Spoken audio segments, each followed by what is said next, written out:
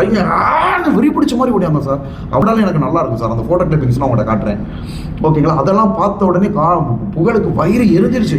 புகழ்லாம் 5க்கும் 10க்கும் நான் விளம்பரம் பண்ணுறேன், பெய்டு ப்ரொமோஷன், அங்கே இங்கேயும் எல்லா பக்கமும் காசை வாங்கிக்கிட்டு கானா வினோத்தும் புகழும் கொலை செஞ்சுருவாங்களோன்ட்டு. ஏன்னா எந்த தப்பும் பண்ணாமல் நான் விட்டு நீங்கள் அழிக்கணும்னு நினச்சவங்க நிறைய பேர் அழிஞ்சுதான் சார் போயிருக்காங்க. மாக்காப்பா ஆனந்துக்கும் புகழுக்கும் கானா வினோத்துக்கும் Do you think you can stop me? Do you think you can stop me? No one can stop me!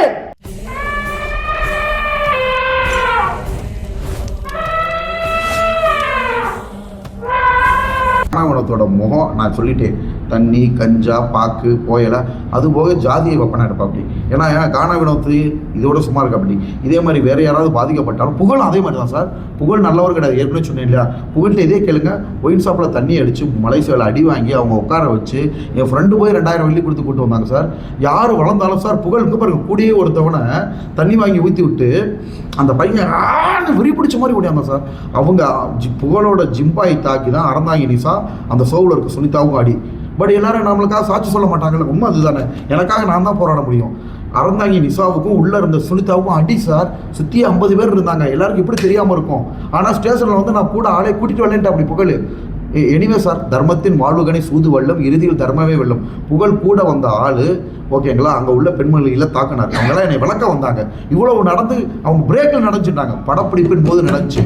காலையில் ஷூட்டிங் முடிஞ்சு, ஓகேங்களா, காலையில் எபிசோடு முடிஞ்சு மதியானம் ஷூட்டிங் ஆரம்பிச்சிருச்சு. எனக்கு தனி ரூமில் தான் இருந்தேன், என் கூட யாரும் சண்டை போடலை. ஷூட்டிங் ஸ்பாட்டில் தான் இது நடந்துச்சு, ஓகேங்களா. புகழ் கூட ஹெல்ப்பர் வந்தவர் தான் எல்லாரையும் அடித்தார். அந்த அப்படி ஒரு ஆளே வரலன்னு சொல்லிட்டாங்க, ஓகேங்களா. கானாவினத்து அசிங்கமாக பேசுனது எதுவுமே இல்லைன்றாங்க. கானாவினத்து புகழ் மெயின் கானாவினத்து தான் சார். புகழ் இவ்வளோ ஆக்சுவலாக தெரியும், சரியில்லாதுன்னு தெரியும். பட்டு ரொம்ப வக்கரை பற்றி குக்கித் கோமாளி வந்துட்டு ஆல்ரெடி புகழுக்கு ஒன்றும் இல்லை சார். படங்கள்ல எல்லாம் பெருசாக வரவேற்பு இல்லை. சும்மா வந்துட்டு தான் போகிற அப்படி நடிப்பு தரம் இல்லை. எல்லா இடத்துலையும் ஒரே மாதிரி பண்ணுறேன் அப்படி. நான் வந்து எல்லா கேரக்டருக்கும் உண்டானால் சார்.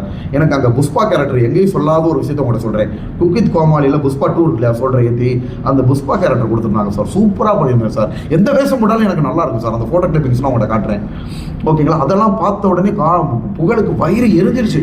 காலையில் போனோடனே மூஞ்சி செத்து போச்சு. அப்படின்னு அப்படி இப்படின்னு அப்படி நான் அதை பெருசாக கண்டுக்கல. புகழ் எனக்கு ஒரு ஆளும் கிடையாது சார். நான் நடிக்கிற நடிப்பில் 5% கூட அவர் பண்ண முடியாது. நீங்கள் என்ன நடிப்பு சொல்லுங்கள், என்ன எக்ஸ்பிரஷன் பண்ண சொல்லுங்கள், நான் பண்ணி காமிச்சிருவேன், ஓகேங்களா. அதே மக்கள் ரசிக்கிறாங்க பாருங்க, அங்கே தான் நான் ஜெயிச்சிருக்கேன். புகழை மக்கள் ரசிக்கல, சும்மா தான் சார். சார் புகழா இவங்களா நம்மளை பெரிய பெரிய ஸ்டாரோட கம்பேர் பண்ணிக்கிட்டு இருக்காங்க. புகழும் மாக்காப்பாவும் இன்ன வரைக்கும் வளராமல் சும்மா என்ன சொல்ல வருது, ஒரு இடத்துல போய் மாக்காப்பாவாத அதிக சம்பளம் வாங்குற. புகழ்லாம் 5க்கும் 10க்கும் நான் விளம்பரம் பண்ணுறேன், பெய்டு ப்ரொமோஷன், அங்கே இங்கேயும் எல்லா பக்கமும் காசை வாங்கிக்கிட்டு, ஓகேங்களா. நான் அப்படி கிடையாது சார். தப்பான விளம்பரம் பண்ணிக்கிட்டு புகழ்லாம் அந்த மாதிரி நபர் தான் சார். சார் ஏழை, நான் பட்னி கிடந்தாலும் செத்தாலும் சாவனே தவிர என்னோட இன்ஃப்ளூயன்ஸை பயன்படுத்தி விளம்பரம் செய்ய மாட்டேன், பண்ண மாட்டேன். எனக்குன்னு ஆபாசமாக பேச மாட்டேன். படத்தில் நடிக்கிற கேரக்டர் அது வேறு, அதெல்லாம் வந்து போர்டுக்கு போய் வரும், ஓகேங்களா. இந்த மாதிரி ஷோக்கள்லேயே ஆபாசமாக பேசுகிறது தான் சார், ஆபாசம் ஆங்கிறது தான் சார் மாக்காப்பா. மன்னிப்பு கேட்கணும் சார், அதான் சார் ஒரு ஃபைனல். மன்னிப்பு வந்து எப்படி ஸ்டேஷன்லயா இல்லை எப்படி கேட்கணும்? ஸ்டேஷனில் வந்து கேட்கணும் மாக்காப்பா. எனிவே சார், இப்போ மக்கள்கிட்ட நல்லா விழிப்புணர்வு ஆயிடுச்சு. இனி மாக்காப்பாவோட பருப்பு வேகாது. திருப்பி சொல்ல வரேன், ஒன்றே ஒன்று தான் சார் ரொம்ப பயமாக இருக்குது. மாக்காப்பாவும் சாரி இந்த கானா வினோத்தும் புகழும் கொலை செஞ்சுருவாங்களோன்ட்டு. ஏன்னா பயங்கரமாக கொலை மிரட்டல் கொடுத்துருக்காங்க. ஷூட்டிங் வந்தாலே உன்னை வெட்டிடுவோம், உன்னை கொலை பண்ணிடுவோம், விஜய் டி பக்கமே நீ எட்டி பார்க்கக்கூடாது அப்படி. நீ ஷூட்டிங்க்கு அவ்வளோ அசால்ட்டாக பண்ண முடியாது. இப்போ ப்ரொடக்ஷன் டீம் என்ன சொல்கிறாங்க? ப்ரொடக்ஷன் டீம் அவங்க நான் சொல்லிட்டேன் இல்லையா, நான் ஒரு ஆள் அவங்க 3 பேர். அவங்கள சொல்லி தப்பு இல்லை சார். ப்ரொடக்ஷன் விஜய் அவங்க அவரை ரிமூவ் பண்ணுற அளவுக்கு நம்ம எல்லாரும் அதை வைரல் ஆக்கி கொண்டு போகணும். அவங்க இனிமேல் அந்த மக்கள் திருப்பி மாசு இல்லை சார். இவ்வளோ தப்பு பண்ணியிருக்காங்க. எந்த தப்பும் பண்ணாமல் நான் விட்டு நீங்கள் இப்போ சூப்பர் கொஸ்டின் கேட்டீங்க. எந்த நல்ல வாய்ப்பு சார். மக்கள் ரசிச்சிருப்பாங்க. பிக் பாஸில் எவ்வளோ ரசிச்சாங்க சார். எவ்வளோ குழந்தைங்க சார், எவ்வளோ பேர் ஹாப்பியாக இருப்பாங்க. இதை என்னோட வாய்ப்பை கெடுத்த இந்த கானாவினோத் தான் சார் மொதல் காரணம். கானாவினோத், புகழ், மாக்காப்பா, ஓகேங்களா. இந்த 3 பேர் சோலோ இருக்காங்க, நான் வெளியில் விட்டேன். ஆனால் நிர்வாகம் வந்து பார்த்தீங்கன்னா அந்த 3 பேரில் யாராவது ஒரு ஆளை கண்டிப்பாக தூக்கணும். எல்லாரையும் தூக்க முடியாது அவங்களால. பட் தப்பு பண்ணவங்கள அந்த ஷோவை விட்டு தூக்கணும்.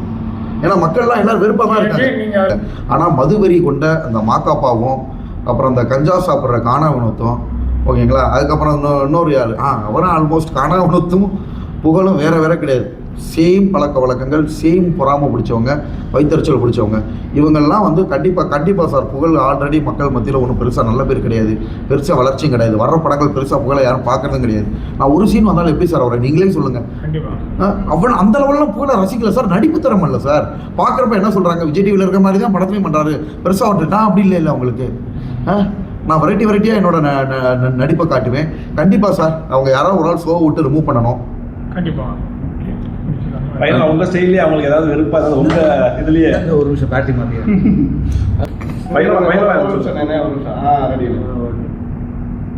ஃபைனலா என்ன பண்ணலாம் சொல்லுங்க சார். இந்த மானங்கட்ட மாக்காப்பாவுக்கும், அதுக்கப்புறம் இந்த கஞ்சாடிக்கிற காண வினோத்துக்கும், அதுக்கப்புறம் ரொம்ப ஒரு நாலறிவு படித்த புகழுக்கும் இவங்க யாரோட வளர்ச்சியை தடுத்து நிப்பாட்ட முடியாது.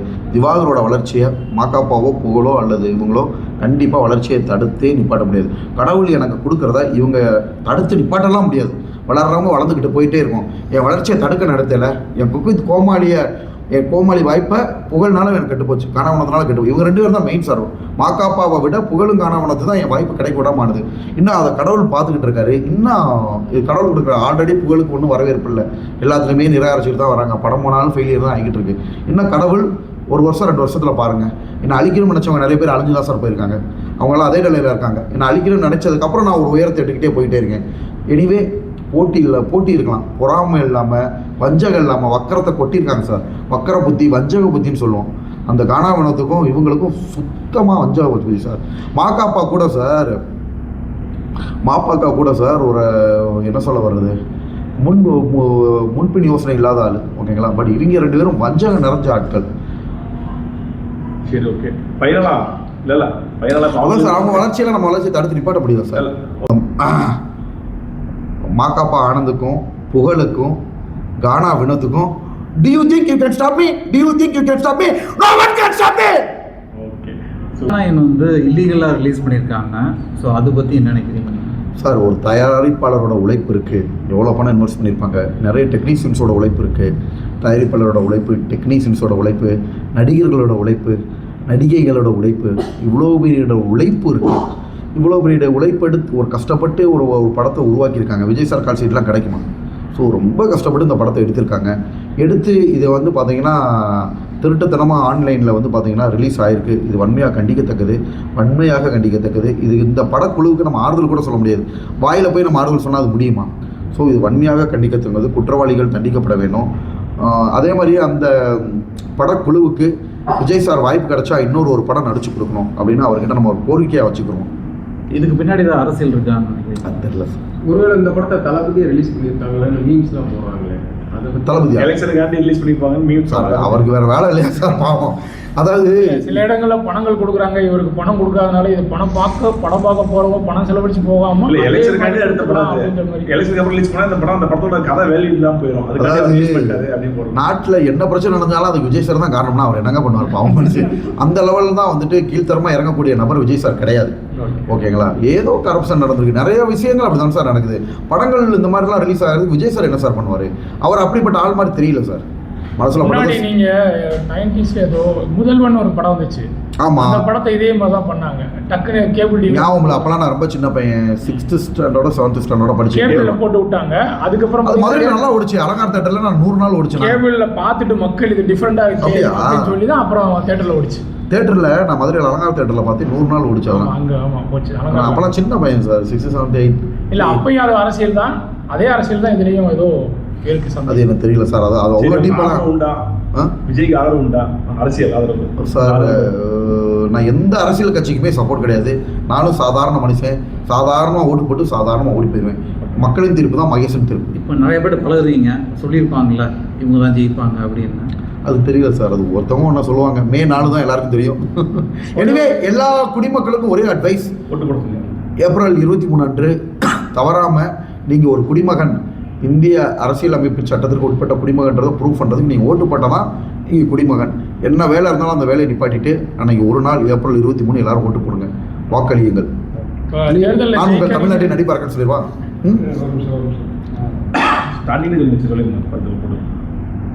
வணக்கம் தமிழக மக்களே, நான் உங்கள் தமிழ்நாட்டின் நடிப்பு அரக்கன் watermelon star doctor D Divakar பிபிடி பேசுகிறேன். நீங்கள் எல்லாரும் தவறாமல் ஏப்ரல் 23 அன்று வாக்களியுங்கள். வாக்குச்சாவடிக்கு சென்று வாக்களியுங்கள். இந்திய குடிமகன் என்பதை நிரூபியுங்கள். உங்கள் கடமையை நிலைநாட்டுங்கள். நன்றி. இப்போ நீங்கள் தளபதிக்கும் உங்களுக்கு கொடுக்குறாங்க. இல்லை, அவர் ஏதோ நல்லா கேட்குறாரு. கேட்டு எடுங்க நல்ல கண்டென்ட். இப்போ தளபதிக்கும் பல இடையூறு கொடுக்குறாங்க, உங்களுக்கும் இடையூறு கொடுக்குறாங்க. இந்த மாதிரி இடையூறு கொடுக்குறவங்களுக்கு நீங்கள் ஒரே வார்த்தையில் என்ன சொல்லலாம்? உண்மைதான் சார். பெரிய ஸ்டார் விஜய் சார்லாம் கோடிக்கணக்கில் சம்பளம் வாங்கிட்டு இவ்வளோ இடையூறுகளை பண்ணுறாரு. நான் இப்போ தான் வளரவே ஆரம்பிச்சிருக்கேன். எனக்கு இப்போயே இவ்வளோ இடையூறுகள் வருது. பட் இது ஒரு வளர்ச்சி தான் சார். இப்போ நம்ம அடிபடுறோம் இல்லையா, இது பெரிய வளர்ச்சி தான். எல்லா நடிகர்களையுமே இந்த மாதிரி அடிபட்டு போனவங்க தான். ரஜினிகாந்த் சார் சொன்னார் இல்லையா, அவமானப்பட்டு ஓகேங்களா, இது எப்படி இருக்குது அப்படின்ற டயலாக் வந்ததுக்கப்புறம் நான் அப்படியே ரிட்டர்ன் தானே. அதாவது நம்ம ரொம்ப அடி வாங்கினால இது வளர்ச்சியோட உச்சக்கட்டம் சார். எல்லாரையும் அடிக்க நினைக்க மாட்டாங்களா, மரம் காய்ச்சி பொழிஞ்சு தொங்கும், அதுதான் எல்லார் கண்ணும் படும், உடனே எடுத்து அடி ஆரம்பிப்பாங்க. இதுதான் சார் விஷயம். ஆனால் எனிவே இந்த காணாவணத்து புகழும் ரவுடிகளை வச்சு கொலை பண்ணுவேன்றாங்க. அது ஒன்று தான் எனக்கு அப்பப்போ கொஞ்சம் பயமா இருக்கு. விஜயகாந்த்லாம் வந்துட்டு நடிப்பு தெரியாம வந்து பாலச்சந்திரன் கத்துக்கிட்டாரு. இப்போ நீங்கள் நடிப்பு தெரிஞ்சுதான் உள்ள வந்திருக்கீங்க. கரெக்ட். இன்னொன்று சார், மெச்சூரான ஒரு இது இல்லையா, இப்போ நமக்கு வயசு 35 ஆகுது, மெச்சூரிட்டியான ஒரு ஸ்டேஜ் சினிமா ஃபீல்டில் வந்தது. ஸ்கூல் காலேஜ்லேயுமே நான் நல்லா நடிப்பேன் சார். ஸ்கூல் காலேஜ்லேயுமே அப்போ கற்றுக்கிட்ட பாடம் தான். நிறைய பேர் ஸ்கூல்னா அப்படியே ஈனுவாங்க, சினிமா நடிப்பு மாதிரி ஈஸி. அதாவது ஸ்கூலில் நடிக்கிறது ரொம்ப கஷ்டம். கண்டினியூஸாக ஸ்கிரிப்ட் போடுறது, நடிக்கிறது, நம்மளே ட்ராமா எழுதுறது, அதில் பழகினவங்களுக்கு இது ஈஸி. ஓகேங்களா? ஸோ குழந்தை பருவத்திலேயே நம்ம அந்த ஒரு நடிப்பு திறமையை கற்றுக்கிட்டோம். ஒவ்வொருத்தவங்களுக்கும் கடவுள் ஒரு திறமையை கொடுத்துருப்பார் சார். சில பேர் நீங்கள் சொன்னாலும் உள்ளே வந்து நடிப்பை கற்றுக்குவாங்க. நான் குழந்தை பருவத்திலே பண்ணிட்டேன், நல்லா படிப்பேன், டாக்டர் ஆகணும்னு ஆசைப்பட்டேன், அந்த டாக்டரோட சுகத்தை கண்டாச்சு. இனிமேல் வந்து நடிப்பு திறமையை நம்ம காமிச்சு கண்டிப்பாக ஒரு பெரிய ஸ்டாராக இப்போ ஸ்டார் ஆகிட்டோம். படத்தில் மட்டும்தான் நடிக்கணும். 5 படங்கள் சின்ன சின்ன கேரக்டர்லாம் நடிச்சுட்டு இருக்கோம். கடைசியாக என்னன்னா, கடவுளே அடி வாங்கினா தான் சிலையே ஆக முடியும். அதனால அந்த கடவுளோட இடத்துக்கு வரணும்னாலே அடி நிறைய இடத்துல அடி வாங்கி தான் அந்த ஒரு உண்மையான ஒரு இடத்துக்கு வர முடியும். அந்த அளவுக்கு நீங்கள் உயர்ந்து வருவீங்கன்ற நம்பிக்கையோடு நாங்கள் முடிச்சுக்கிறோம். எங்களுக்காக மதுரைக்கு வந்து நீங்கள் இவ்வளோ தூரம் பேட்டி எடுத்துனீங்க. மதுரையோட மைந்தனை நாங்கள் வந்து விட்டு கொடுக்க மாட்டோம். இந்த இதுக்கு அவங்க கரெக்டான சொல்யூஷன் கொண்டு வரலைன்னா இந்த பிரச்சனை வந்து இன்னும் வெடிச்சு தான் போகும். நன்றி. நன்றி.